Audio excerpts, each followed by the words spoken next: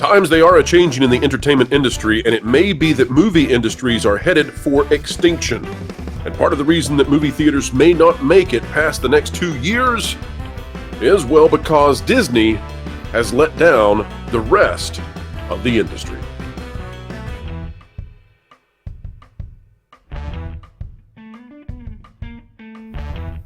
Hello, folks. Welcome back to the Pro Channel. We are so happy to have you here as we continue our job of explaining entertainment, keeping you ahead of the culture curve. We are here in the studio in Sunshine City, somewhere, USA, and joining us is Ozark Matt. Welcome back, sir, to the channel. Thank you for having me. Great to be here. Yes, and I wish this was a positive, happy kind of conversation. We will inject as much positivity into it as we can, folks, and partly that's because we believe in a great, big, beautiful tomorrow, regardless of what might be happening. But here is the article that we'll start off with, and it is an article that represents, I think, just about everywhere in the U.S. of A. right now. Whether you're in a metro or whether you're in small town USA, everybody is seeing headlines such as this. Out of ABC 7 New York, this Josh Engler is the author here. Concourse Plaza Multiplex to close after 30 years, leaving just one theater for Bronx residents. That's right, even in the Bronx, down to a single theater.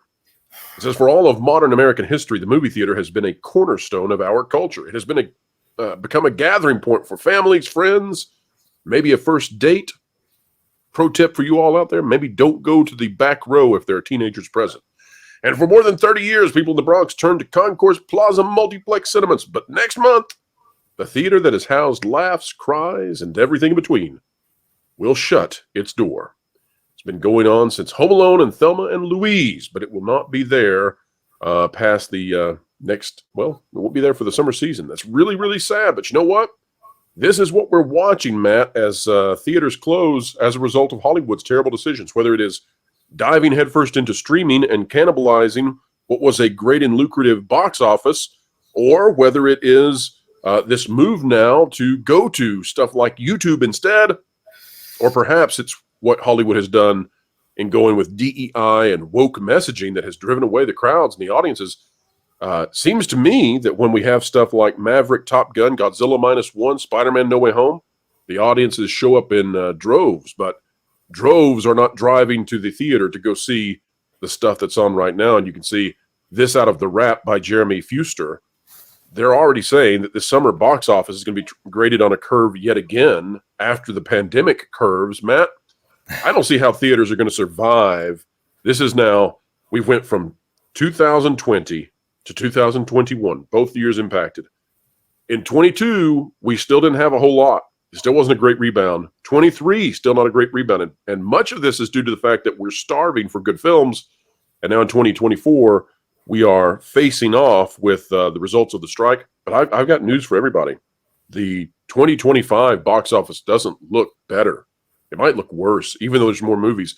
Matt, what are theater owners supposed to do to keep the doors open? And does it matter if we even have theaters in society? Or are they an integral part of the fabric of what we should be as Americans? Movie theaters and movies in general are just a huge part of the American fabric of life. Not only is it a giant industry that employs thousands of people on many different levels and an associate like helping outside and certain other things like movie theaters and the person that works at the movie theater, the guy that drives the popcorn to the theater and all these other support industries.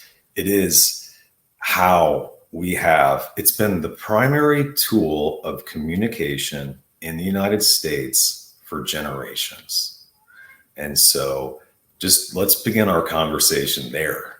And you talk about the film slates that are this year's upcoming films. I myself, maybe like members of the audience, I'm not really excited to see a lot of films. Even the Wolverine film seems kind of a latecomer for me, for my own interest. I'm a huge Wolverine fan. I love the X-Men. I had a subscription to Marvel Comics and the Uncanny X-Men for years in the 80s and the 90s. So who's your favorite X-Men, Matt? It would be Wolverine. I'm a Nightcrawler guy. I know you're a Nightcrawler guy. I love the nuance that you are a Nightcrawler guy, and so we had this opportunity to do justice to the MCU, make sure it's passed on to the next generation, have exciting movies that you and I can be excited about, that you and I can go in and go, hey, wasn't that Wolverine movie great? And then you can say, and then Nightcrawler showed up in the third act, wasn't that great? We can all be excited, but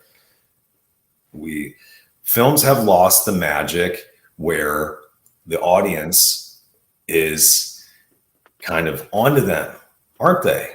The audience is kind of onto them. The audience used to be fully invested in the magic of the movies. I used to watch the Oscars. I'm willing to bet that you, the host, back in the day, might have dipped into the Oscars with interest. That's no longer the case with me. Well, that's back in the day, by the way, Matt, when we didn't have to worry that the actors and actresses absolutely hated our guts. I mean, it's been something. Matt, I'm looking at some inside the industry stuff, and I'm seeing that theaters could take. I mean, when we talk about this extinction, folks, we're not trying to be hyperbolic. I'm talking about something like 40% of theaters are in danger of closing in the next couple of years, and that actually can cause a cascade effect that you don't want to have, because when you eliminate 40% of the screens in America, then you also eliminate the potentiality of films and what they can achieve. And this has been driven by the Hollywood elites, and I think by their Wall Street sycophants. But Matt, I want to break this down to something more philosophical and perhaps more touching to the person who's listening right now. Matt, what is the societal damage that happens if going to theaters stops being a communal experience where Republicans and Democrats and independents and moderates and Green Party and libertarians, nobody knows who you are in a theater. We're just all together to share in that. What happens to society as we begin to eliminate those shared times of coming together? Yeah, I have a lot to say. I kind of grew up in a theater. My baby boomer parents, they took me every weekend from the late 70s, and then I went into the 2000s every single weekend. And I've never stopped watching movies. I've never stopped watching films from a young age. And so I have a lot to say about this. And another thing I was going to say is, from a young age, being in the theater in the dark with strangers, essentially, watching the film, from a young age, you get a sense of many things that are nonverbal communication that you experience in a communal setting, like a concert, like a church, or like a film. And so we all, like you said, we all are universal in that dark space. We all buy that ticket. We all have a seat, and we just want good entertainment. And so it's fascinating how you can tell when you're in the audience how much they like a particular film or a scene, or how much they're into that moment or the build up, and that enhances the film even more. And so on a societal level, you're right. And we can get really deep about the audience is universal. You do want to tell a story that appeals to a wide audience. I would think that most artists, most filmmakers, and all of our favorite filmmakers might agree with me. There might be some niche directors who want to speak to a niche audience, but in the sense that you want to tell a universal story, that is the testing ground, that is the proving ground, that is the crucible for your art. You open a space, it's democratic. Anybody can come in, you can advertise, and then whoever comes in, they see your film, they go home, they talk about it, there's word of mouth. And so my generation, we kind of relived what the 50s, my parents were 50s kids, and I grew up on Route 66. So you want to talk about culture, and you want to talk about films. Route 66 in the 50s and into my era was lined with giant drive-in theaters. And so that was a summertime thing. That was a seasonal thing. That's a double feature thing. And then in my era, that was a Sylvester Stallone thing. That's an Arnold Schwarzenegger thing. And that's a lot of fun. So the cinema and the theater comes in many different formats. In my era, a theater was one giant theater. When I saw Dune on, I have a photographic memory. I saw Dune as a young kid on December 31st, 1984. That's New Year's Eve, with my family at the Mark Twain Theater. The Mark Twain Theater was probably 750, 1,000 seats, a huge screen, and that's where Dune was projected via 70 millimeter print. And we sat in the back. It was completely full that night. And I remember the entire audience just being completely into Dune, the entire film. And then at the end, very climactic, the worms and everything.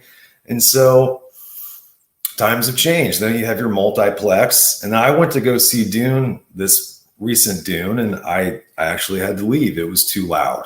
And it was so loud in my local theater that I kind of grown up going to that I had to leave. I got a refund, and I felt kind of odd because I couldn't like stay the distance. But I work in music, and I understand that, yes, this theater is actually too loud. I used to work in a theater in college and in high school, and people would come up to you and they would say, I'm sorry, it's too loud. Can you turn it down? It was usually a woman, a mother, and you'd go, oh, of course, you'd go turn it down.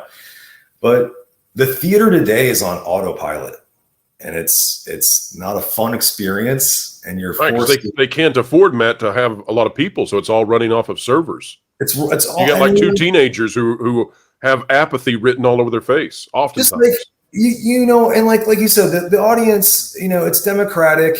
It's whoever wants to go to whatever movie they want to see or whatever they're attracted to at that particular moment. Like you said, they have a date. I grew up watching movies, and I got to high school. I really wanted to take dates into movies.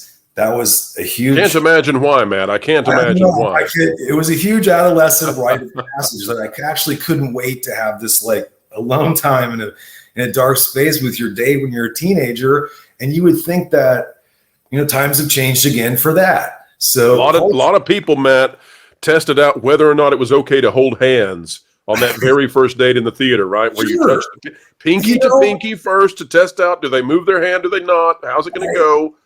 But Matt, take a look at this. Teenagers are not going to be having that same experience. No. And you know, families as well, because this is the stat that I think is worrying people, is that we did not rebound in the summer box office like we needed to. Now, the summer box office for 2019 was actually weak compared to the rest of 2019, but still, in 2021, we dropped to $1.74 billion in terms of total box office revenues domestic. 2022, it jumped up to 3.39, which was still very much below those pre-pandemic years, and it's significantly lower in terms of audience because of inflation. So you got to understand that inflation means that even if the numbers approximate the prior numbers before the pandemic, it's not even close in terms of what the studio or the theater is making in terms of profit, as well as butts and seats. Now, 2023, we hit $4 billion, and that was a big deal to hit that $4 billion for the summer box office. The problem is that due to the strike and the situation that we have right now, there's a real fear that the box office for this year might not even break $3 billion for the summer box office. It depends greatly on stuff like Inside Out 2 and Deadpool and Wolverine. But if it can't break $3 billion, you're looking at a situation where theaters by the end of the summer are going to say, we're not going to make it. We're not going to make it. And I worry, Matt, because I think that the theater going experience, whether it's a drive-in or whether it's a physical theater with a brick and mortar, I worry that when we untangle those experiences from society, that we start stripping away the things that have united folks who otherwise would have differences that would be insurmountable. But, you know, think about it this way. So you were talking about the X-Men. I'm going to share a secret with you. Republicans love the X-Men. Democrats love the X-Men.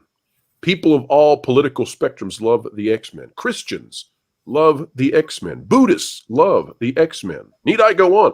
Listen, Matt. Love the X-Men. Right, Matt. Yeah. When we stop going to see those things in theaters, then what we do is we further entrench ourselves into the camps with which we identify. And that's my worry, is that we are turning society into a kaleidoscope that never crosses lines. It's a Venn diagram with no intersecting circles, and that's a real problem. Your thoughts on that, Matt? We used to live in a United States where people used to watch the same shows, regardless of their walks of life. And there was a office moment where you talk about Seinfeld or Gunsmoke, or regardless of the decade, pick your show, Star Trek, whatever. And so we do need that. We do need that universal, unifying cultural moment. And we do need the people in charge of our culture, the studios, the people that choose the films, the messages of the films or the non-messages, or how fun it'll be. We've lost fun.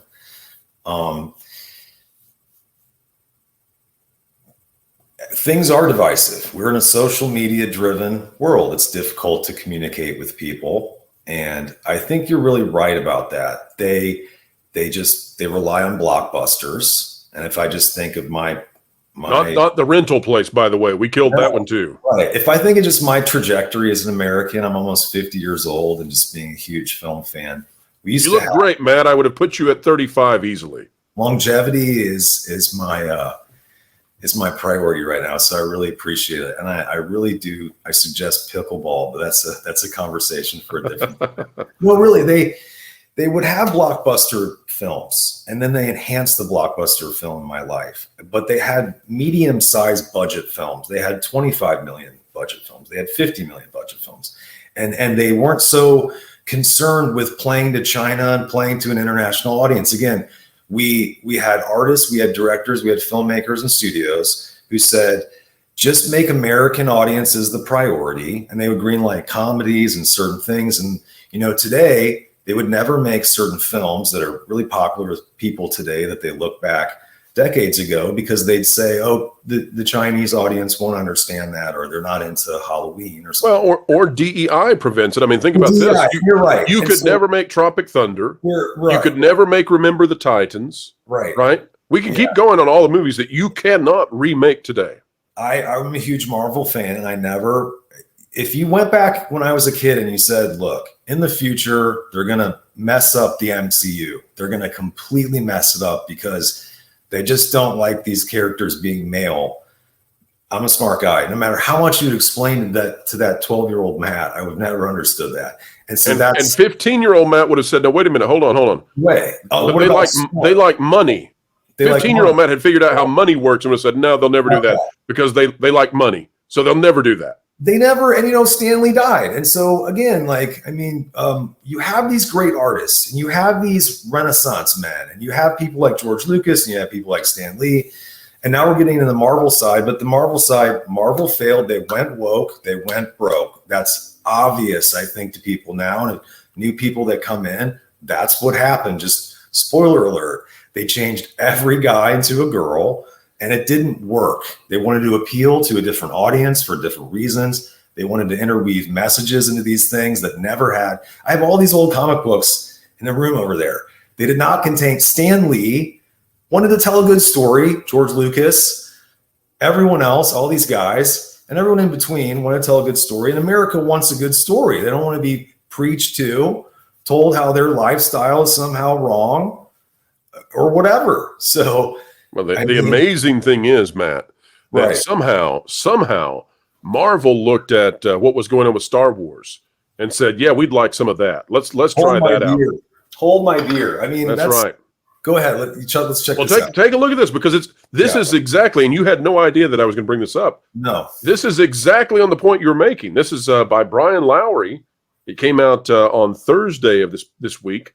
Avengers Assemble 5 years after Endgame. The box office needs more than just a blip. Folks, we're trying to give you a bevy of various articles out there that are all saying the same thing, pointing you in the same direction. Theaters are in real trouble here, and the entire way that we experience entertainment could drastically shift. It doesn't mean that we'll stop enjoying entertainment, but it means that you'll be enjoying entertainment on YouTube, and maybe that's for the better. Maybe Hollywood is going to die. That's what Jerry Seinfeld seems to say. That's what Chris Gore is saying.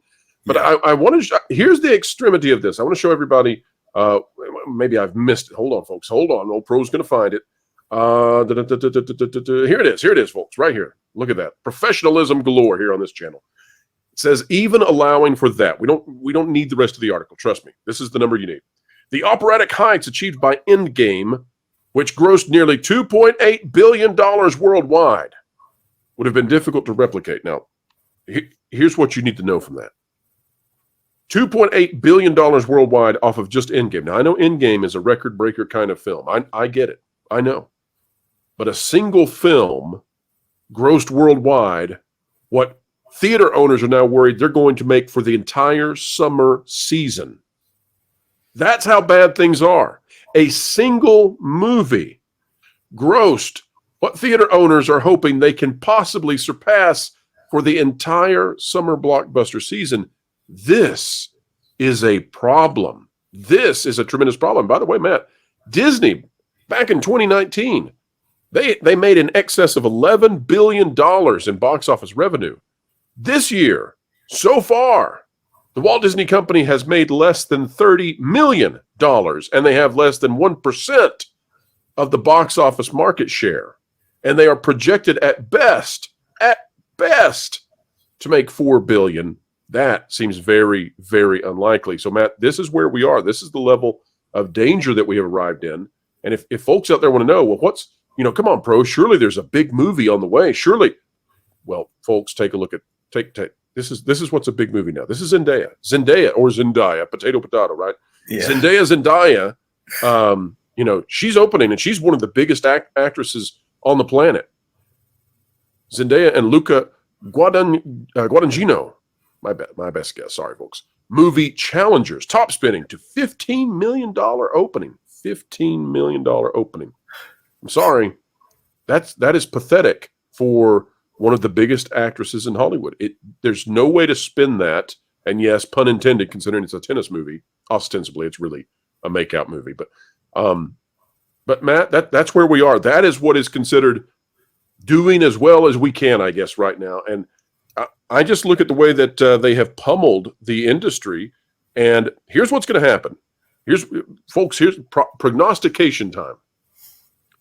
Because they're killing the theater industry, and because streaming didn't go the way they intended, unless you're Netflix or YouTube, and then you're having a great time with that.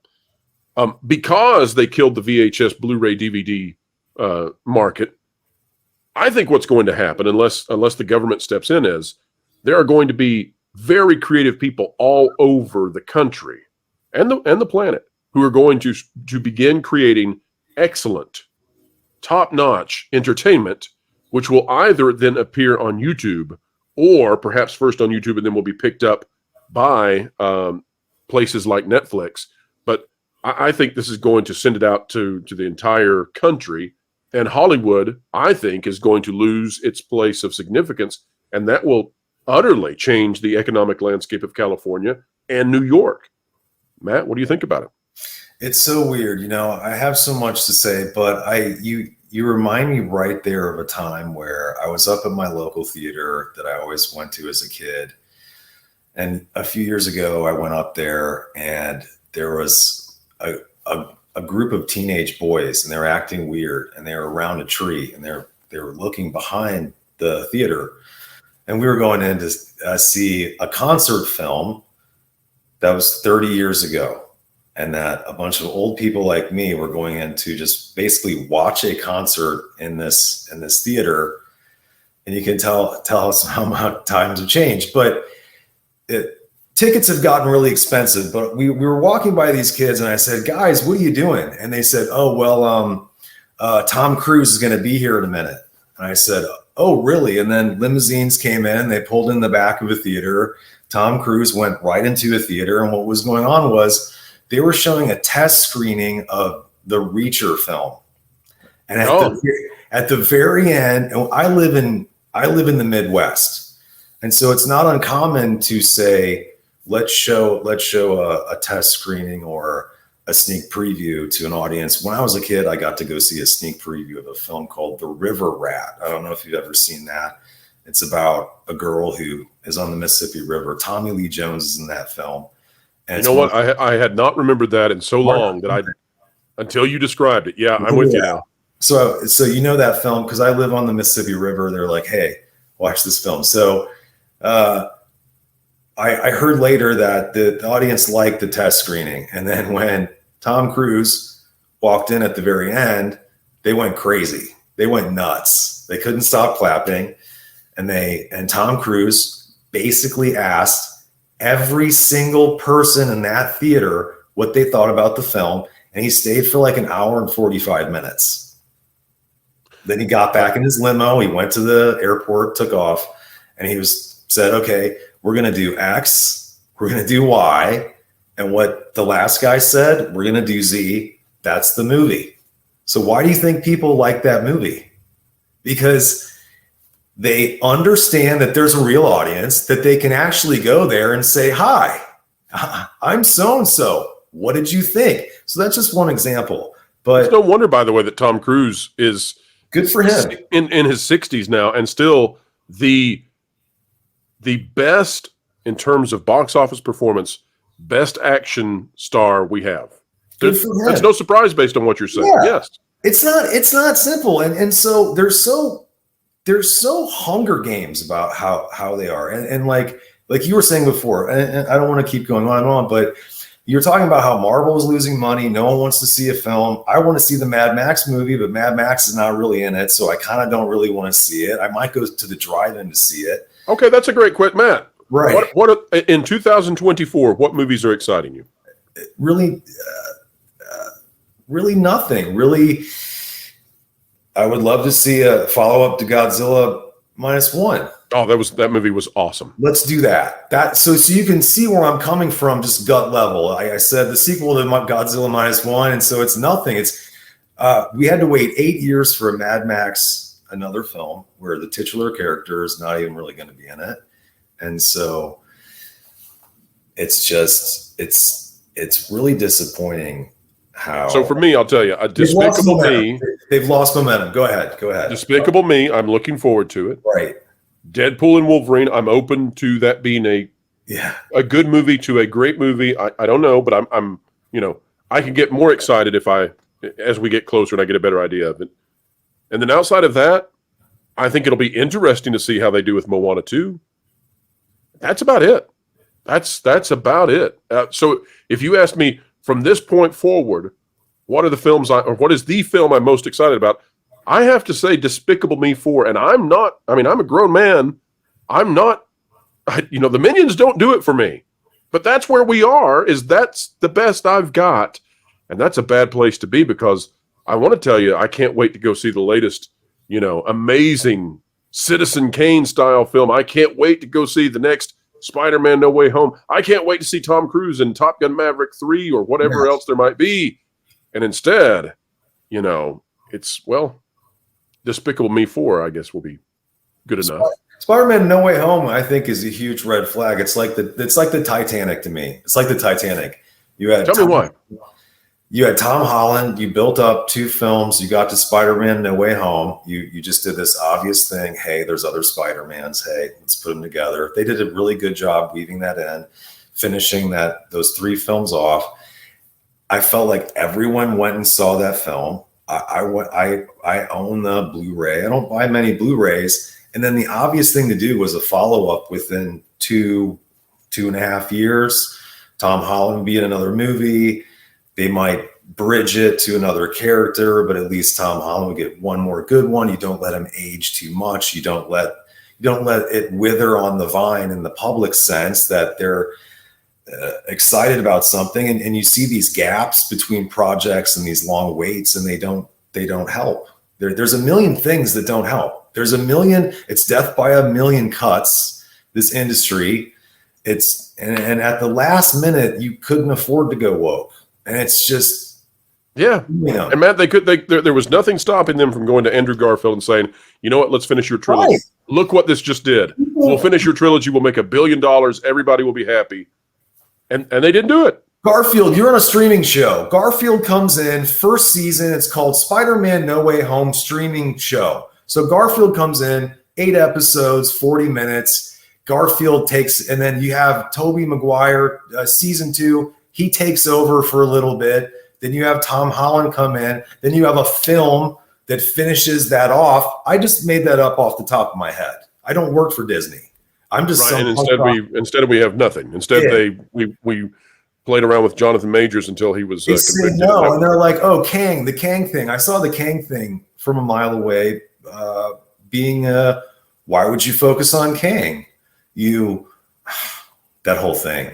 I mean, but ultimately, Matt, the theater owners are the ones who are taking the punishment for this. If you would take Chris Hemsworth and Iron Man, that we know, and the three main characters, Captain America, and you had one more movie with Tony Stark, the real Avengers, and you had a good Fantastic Four show up in the same film, and a Silver Surfer and a Galactus, that's your $4 billion movie right there.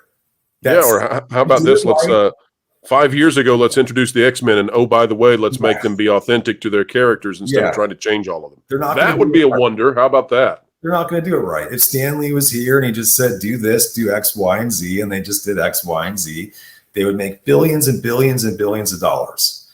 And you would be happy. I would be happy. Little kids would be happy. Old people would be happy. We'd all go see these films a million times. We'd buy these Blu-rays. We would sign up to these streaming services. But they've lost momentum. They've lost our imagination. They're disconnected from the vast majority of the culture, Matt. They are on an island, and they're deconstructing all of our stories, our mythos, our legends, and it's deconstructing their business accounts. And the only thing that has held them aloft for the past 5 years has been Wall Street reticent to jump in and say, hey, you've screwed up so badly, we're pulling out of this situation. But Wall Street cannot be in conflict with Main Street forever. No, and they come to a reckoning. They hit rock bottom. Every alcoholic, every person that's addicted to gambling, everybody that has a problem with whatever, they hit rock bottom, and their life completely stops. And then they have to start over. And what they don't seem to understand is that's just kind of like the obvious road we're going down. And we're all saying, please stop, put on the brakes, have some sense, listen to the audience, don't be woke, make some films that are medium pace. I don't know. They're supposed to stoke our imagination and keep us interested. And I can say that someone that has an audience, that writes to an audience, that tries to keep an audience interested, once you lose an audience's interest, it's almost impossible to get them back in the way that you had them before. And it's about trust. It's about respect. You have to respect your audience. You can't talk down to them. You can't talk to them in a way where you think they're less intelligent than you. And you just have to respect who they are. And you just have to tell the best universal story. And it used to be easy. It used to be easy in this country. America had this magic. It had this almost a charmed ability to communicate in these visual ways with audio then later and capture the world's imagination. I remember like the scene in Good Morning Vietnam where Robin Williams, he teaches English as he is in Vietnam in the war. My father was in the Vietnam War. And one of the things he does is he takes his English class to a 60s like beach blanket bingo movie, a surf movie. And it's dubbed in Vietnamese, and it's kind of funny to see this moment, but it rings true. And the American culture, Elvis, blue jeans, and our films beat communism over the years. We didn't have a giant apocalyptic conflict. That didn't happen. And we eventually outlasted communism because our culture was superior. And we were able to communicate in a way to people that they were able to say, hey, I like America. That is because for the past many, many, many decades, the majority of Americans have bought into the idea of an optimistic future that can be obtained if only we strive towards it. And as of the past few years, that is deeply under assault, and whether or not it wins will determine the trajectory of America, but it is definitely not in vogue in Hollywood, and that has not only destroyed Hollywood, but destroyed the theater industry, and we're waiting to see if it will even survive. But Matt, I want to thank you for stopping by and helping us understand this at a deep level. Folks, tomorrow we've got a major video coming out where we're going to talk about how Disney seems to finally have realized that they have a serious Star Wars problem. The George Lucas rumor, there's some stuff to that, but there's also some signs that I don't think any other channel, any other outlet has quite picked up on yet. And we're going to show you, we think Disney is starting to pull back a little bit from the sequel trilogy, and we're not the ones who would say that unless there was some serious evidence, because trust me, I don't trust a thing out of Lucasfilm, because I think Lucasfilm is right there in the middle of the muck that they've created for our movie theaters. They are, they're at the lead horse in terms of what's been destroying entertainment. So, but we'll bring that report out to you tomorrow, and you can be the judge of it. Matt, I want to thank you for stopping by. I hope the folks out there will find you and subscribe to everything you're doing. Tell the folks out there where they might be able to do so. I write for a monthly newspaper called the River Hills Traveler. You can go to riverhillstraveler.com, and my latest story, Starseed and the Beaver King, is available now. It's about a Native American folktale that takes place during the Ice Age, and it's a lot of fun. Check it out. Fantastic stuff, folks. We hope you will go check it out and support those who are out there creating, because it's their creations that one day will percolate up to being the major pieces of entertainment that many of us enjoy. Folks, you can help others enjoy this video. The way to do so is by clicking the like button, share, subscribe, click it, stick it to the algorithms. It's that notification bell. And drop a comment down below, because we covet your comments. And yes, we do care about what you think. Folks, wherever you are and whatever you're doing, keep learning, keep growing. And regardless of the venue, keep having fun.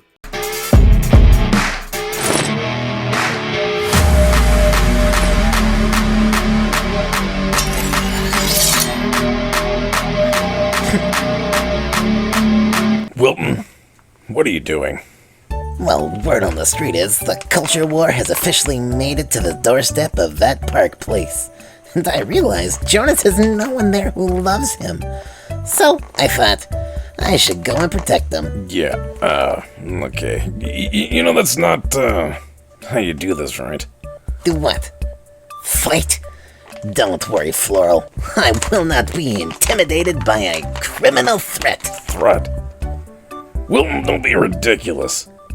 What does it matter to me?